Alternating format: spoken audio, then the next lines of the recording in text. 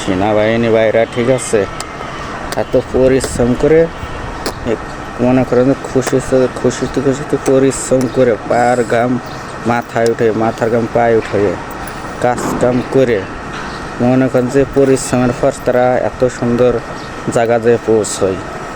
আর police ভাইরা ঠিক আছে 95% প্যাড ডলার খায়।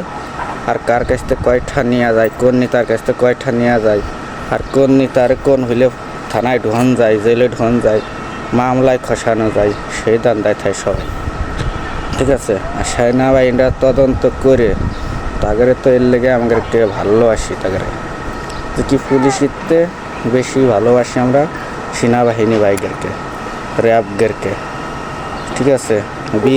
বিজিবিরাও অনেক সৎ, সেনাবাহিনীরাও সৎ।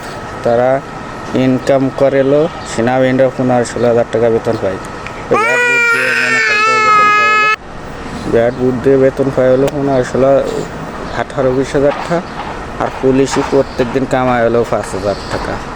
দেখুন তো কাগের ইনকাম বেশি, কিন্তু পুলিশই তাও পেট ভরে না। যে কি এলো দুনিয়া ঠিক আছে। বিজিবি ভাইয়ের বেতন কত?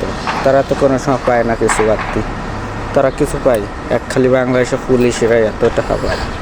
পুলিশরা 95% ওরা মনে করো যে এই সুদ ঘুষ খাই ওরা পেট মোটা বানায় আর এইসব কাজ কাম করে।